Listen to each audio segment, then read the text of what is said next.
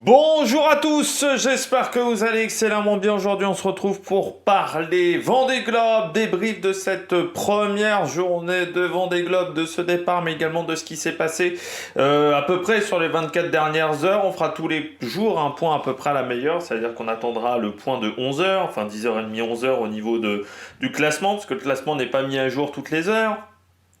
Contrairement à la Arkea Ultimate Challenge, donc on doit attendre certaines heures pour avoir un classement un jour.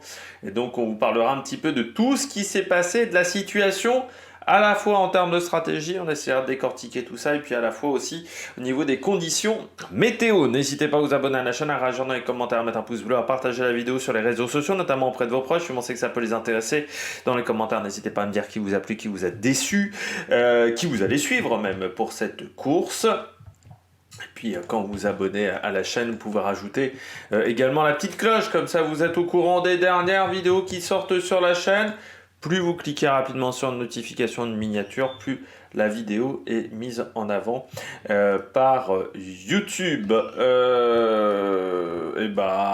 Et puis si vous avez les moyens et que vous voulez soutenir mon travail, vous pouvez faire un super thanks. On commence tout de suite par cette vidéo.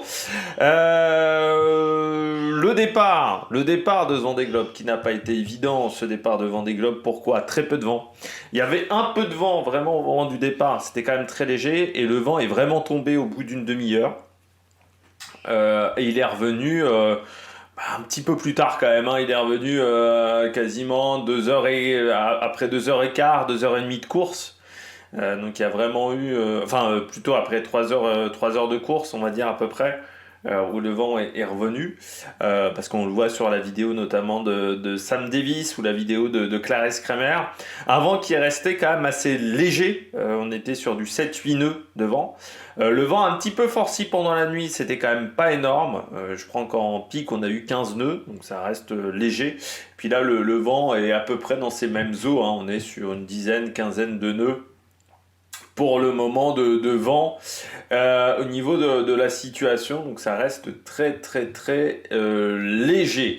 Donc un départ qui n'était pas forcément évident, parce que quand on est sur des vitesses qui sont extrêmement faibles, ces bateaux-là sont quand même difficiles à manœuvrer. Il faut faire attention également de ne pas se retrouver dans une zone complètement sans vent, où on est complètement à l'arrêt, voire on recule à cause des vagues, à cause de la houle. Donc il fallait faire très attention à ça, et puis il fallait pas taper un de ses copains, parce que la flotte pendant très longtemps était regroupée en 8-9 milles nautiques.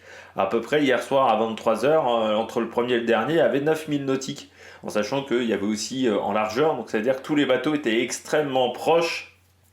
Donc pour faire des manœuvres, pour faire des empannages, c'était vraiment pas évident de ce côté-là.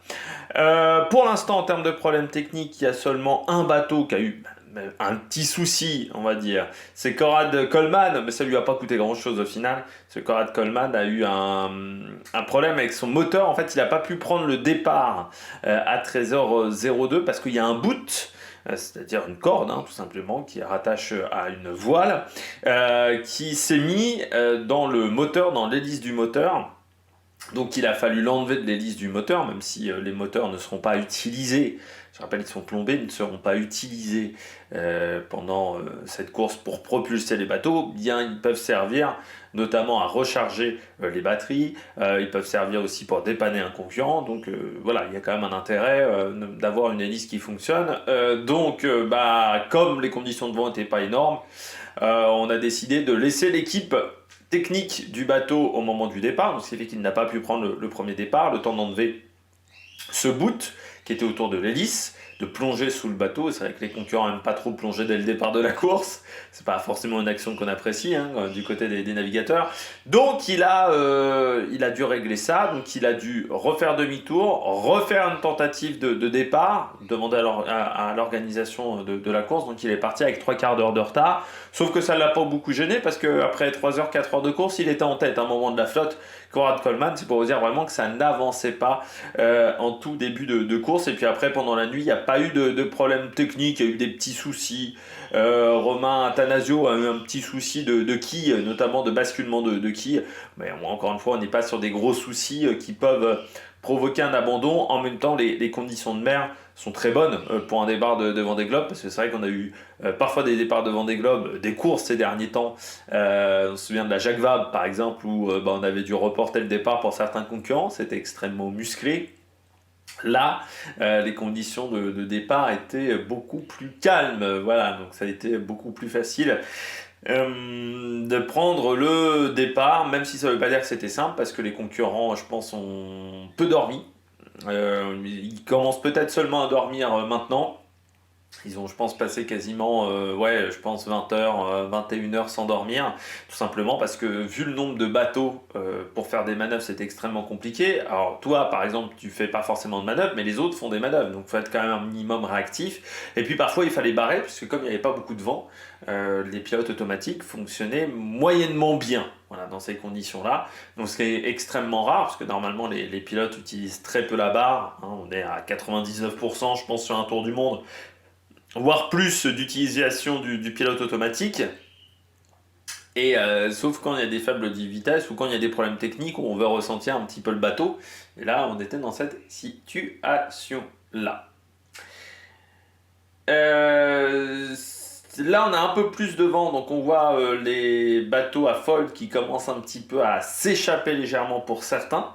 Par rapport au bateau à dérive, mais c'est vrai que pendant toute la nuit, on a eu notamment Violette d'Orange qui s'est retrouvée à un moment très bien placé dans la flotte, on a eu Conrad Coleman, on a eu Louis Duc également qui était très bien positionné, du fait est que il n'y avait pas de vent, donc c'était vraiment avantageux pour ces concurrents-là. Là, c'est un petit peu moins bien parce qu'on est dans des conditions presque idéales pour les concurrents. Bon, on commence par celui qui a fait la bonne opération ce matin et qui augmente même sa vitesse depuis la fin de la nuit. C'est Charlie Dalin avec Massif, l'un des favoris de l'épreuve. Hein, on avait parlé lors de la présentation de la course, qui est un bateau qui est très polyvalent et là qui s'en sort extrêmement bien dans son début de course avec une fin de nuit qui a été très bonne.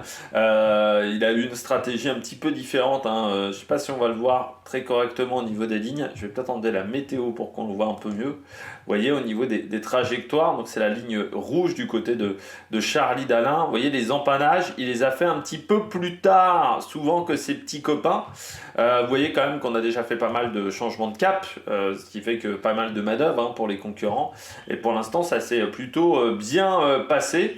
Là, il est parti sur une voie un petit peu plus au sud que d'autres bateaux, je pense notamment à Nicolas Luven ou à Jérémy Bayou qui eux repartent un petit peu plus sur l'orthodromie que ces petits copains là, mais pour l'instant on est ils s'éloignent même un peu de l'orthodromie plutôt que Charlie Dalin, mais pour l'instant ça se passe très bien, et ce qui fait qu'il a pris une petite avance sur Sébastien Simon qui avait pris un départ correct mais pas non plus hyper rapide, du côté de Sébastien Simon. Il était dans le bon paquet, mais lui aussi a fait plutôt une bonne nuit, comme Sam Goodchild également, et Yannick Bestaven et Thomas Ruyant. Donc tous ces concurrents-là ont fait une très bonne fin de nuit, début de matinée, en partant plutôt plein sud pour ces petits copains-là. Donc vous voyez, les deux vulnérables, plus Yannick Bestaven, sont partis dans cette stratégie plein sud pour le moment. Par rapport à leur petit compère. Derrière, on a Justine Métro. Alors Justine Métro qui, elle, reste sur la voie, comme vous pouvez le voir. Hop là, on va le voir un petit peu plus en détail. Elle a décidé de partir plein est, Justine Métro. Justine Métro qui est tout le temps dans le top 10 depuis le début de course. C'est-à-dire que ça fait depuis ce matin qu'elle est tout le temps dans le bon paquet. Donc ça, c'est plutôt une bonne nouvelle. Même hier, elle était dans le top 10, donc elle n'a jamais quitté le top 10. C'est l'une des rares qui s'est retrouvée dans cette situation-là, Justine Métro. Mais on sait qu'elle est très forte dans ces situations de régate. Donc on n'est pas vraiment surpris de la voir à ce niveau-là. Derrière, avec elle, on a Nicolas Luven, on a Jérémy Bayou également qui a pris cette stratégie-là, avec également Paul Meillat. Vous avez également Clarisse Kremer, Bureau Vallée aussi qui sont dans cette stratégie-là d'aller plutôt plein est pour le moment. Surprise du côté des concurrents, on va dire, c'est que Louis Burton n'a pas forcément pris un grand départ. Alors peut-être aussi qu'il y avait la peur d'il y a 4 ans où il avait volé le départ et avait dû s'arrêter pendant 4 à 6 heures et ça lui avait coûté forcément des positions. Donc peut-être voilà, qu'il a été traumatisé par cette situation-là. Vous voyez également Jean Le Cam qui est dans le bon paquet avec son bateau pour le moment. Donc Jean Le Cam qui a une trajectoire avec un peu moins de changement de direction. Hein. Vous voyez par exemple qu'un Charlie Dalin, hein, il a fait 1, 2, 3, 4 changements. Alors que Charlie Dalin, on a fait des intermédiaires ici, ce que lui n'a pas fait, Jean Le Cam. Donc on économise déjà la machine, on économise déjà l'homme pour Jean Le Cam, mais pour l'instant ça va vite. Je voulais voir sa moyenne sur 24 heures pour le moment. Il est... alors la moyenne sur 24 heures qui n'est pas encore parfaite, mais il est sur du 15 nœuds 3 de moyenne. Compte... non, c'est pas la moyenne sur 24 heures, ça. Il faut savoir qu'ils ont changé un petit peu la manière de faire les classements, que c'est un petit peu plus chiant pour avoir certaines informations. Alors, on va regarder peut-être sur le classement directement. Moi, j'ai le classement ici. La moyenne sur 24 heures, c'est 9 nœuds 7 pour Charlie Dalin contre... Du côté de Jean Le Cam, on est à 6 nœuds 17. Voilà. Donc c'est plutôt proche, très proche entre les deux concurrents en termes de moyenne, en sachant que c'est la moyenne sur 24 heures, mais que les 24 premières heures ne sont pas finies vu qu'il est 11 heures et que les 24 premières heures seront terminées à 13h02 précisément. Parmi les concurrents également qui font un départ, qui ont fait une très bonne fin de nuit, c'est Johan Richomme. Alors lui qui est parti un peu plus au sud, qui a fait un peu plus de changements de direction hein, que certains, qui avaient pris un départ assez moyen. Il faut le dire, Johan Richomme, mais il était au-delà de la 20e place, comme Samantha Davis hein, sur le tout début de parcours. Donc voilà, on sait que c'est un bateau qui est plus typé Vendée Globe que régate, que transatlantique, donc c'est peut-être ce qui a joué en sa défaveur. On sait que c'est un bateau qui peut naviguer très bien auprès également, le bateau du Johan Richomme, mais là, dans ces conditions-là, avec peu de vent, ça a été un petit peu plus compliqué pour lui. Après, il prend pour le moment la 8e place, 9e pour Nicolas Luven et Sébastien Marcet qui à un moment était 4e, Sébastien Marcet, avec son non-foiler Foussier. Lui aussi, ça se passe bien, il est même devant Benjamin Ferré. Mais c'est extrêmement serré, hein. C'est Jean Le Cam pour le moment qui mène la classe des non-foilers, des bateaux à dérive. Devant Sébastien Marcet, Benjamin Ferré et vous avez Louis Duc qui est 15e dans ce classement. Donc on rappelle Clarence Kremer, Louis Burton, Maxime Sorel 14e, qui n'a jamais été dans le top 10 jusqu'à maintenant, Maxime Sorel, mais voilà, qui tourne autour. Donc c'est plutôt pas mal. Et puis on voit donc Coran Coleman qui est dans le bon paquet malgré ses problèmes techniques. Il s'est même à un moment retrouvé en tête parce qu'il a pris un départ qui était légèrement décalé. Il est un petit peu plus dans les terres. Donc lui, ses 30 premières minutes de course ont été extrêmement calmes où il était sur une mer complètement plate, mais il a eu le vent un petit peu avant ses adversaires. Donc ça lui a permis de se lancer et de prendre un petit peu de vitesse du Conrad Coleman. Je rappelle le bateau de Conrad Coleman, le bateau néo-zélandais, c'est un bateau qui essaye de faire le tour du monde sans utiliser d'énergie fossile. Et puis on retrouve Jérémy Bayou qui avait pris un bon départ, Jérémy Bayou sur la première heure de course. Et puis là, bon, il est un petit peu plus rentré dans le rang. Là aussi, on tente une stratégie plein est. On voit un petit peu le peloton qui je pense va se diviser en deux entre ceux qui vont tenter plein est et ceux qui vont tenter au sud. Je voulais voir qui était le petit bateau en haut pour le moment. C'est Samantha Davis qui est partie plein nord. Donc elle, stratégie différente. Vous avez aussi Giancarlo Pedote hein, qui est plutôt sur une stratégie nord. Boris Herrmann aussi, ils vont tenter des stratégies nord. Boris Herrmann qui remonte hein, parce qu'il a été à un moment 39e. Il avait pourtant pris un excellent départ. Il était en tête après une heure de course avec Paul Meillat. C'était les deux bateaux qui étaient en tête. Et puis ensuite, il est vraiment rentré dans le rang après la première heure de course. Il était même 39e hier soir à 23h. Et puis voilà, il est revenu un petit peu dans le bon paquet, Boris Herrmann, avec Malaysia. On sait que c'est un bateau qui n'aime pas forcément ces conditions-là. Un bateau plus lourd. Donc forcément, dans ces phases de transition, c'est un bateau qui a un peu plus de mal à avoir de la vitesse parce que pour que le foil soulève le bateau, eh bien, il faut la coque du bateau, il faut mettre un peu plus d'énergie Donc voilà, là c'est là où il est un petit peu plus en difficulté. Violette d'Orange, donc elle est rentrée un petit peu dans le rang, Violette, parce qu'elle était très bien partie. Un peu moins de changement de trajectoire aussi hein, sur les bateaux à dérive, on voit que sur les bateaux à foil. Et puis Alan Roura aussi, qui est un peu rentré dans le rang, alors qu'il avait pris un bon départ 23e. Pour le moment, Alan Roura qui a fait un empannage, un petit peu comme Pip Air, vous voyez. Donc un peu sur la même stratégie que Charlie Dalin, de plutôt descendre plein sud du côté de ses concurrents. Et puis Oliver Air qui a pris un bon départ également avec toute goutte. Il était dans le top 5 après une heure de course, donc il était vraiment bien. Donc le Suisse, c'est plutôt pas mal. Et puis parmi peut-être les surprises de ce début de course, eh bien, c'est Isabelle Yoshke qui ce matin à 9h, enfin sur le point de 6h30 était en dernière position. Damien Seguin également et Benjamin Dutreux, les deux compères qui sont côte à côte. Mais qui sont un petit peu plus loin, en sachant que Benjamin Dutreux, la position retenue est celle de 10h01, parce que je pense qu'on n'a pas pu avoir sa balise à 10h30. Parfois, il y a des petits soucis comme ça, et puis on voit que Jingyu Xu et Dennis Van Venberg sont à l'arrière. Hein. Ça, c'était prévisible, on va dire, du côté de ces concurrents-là, avec moins de moyens. Donc, ils sont déjà un petit peu à l'arrière de la flotte, à 60 000 notamment. Et puis, donc, Samantha Davis, qui, elle, a pris une stratégie plein nord. Donc on va voir si ça va être intéressant dans les heures à venir. On va regarder un petit peu la météo, le vent surtout dans les prochaines heures avec la météo marine. Donc vous voyez que l'idée hein, de Samantha Davis c'est d'avoir un petit peu plus de vent peut-être que ses camarades, mais elle fait un petit peu plus de chemin. Aussi hein, potentiellement, donc c'est pas voilà, c'est pas l'idéal. Après c'est peut-être pour tirer un bord à un moment. Parce que c'est vrai que l'air va plutôt aller vers le sud et vers l'est, donc je pense que c'est pour ça que vous avez ces deux stratégies au niveau du vent.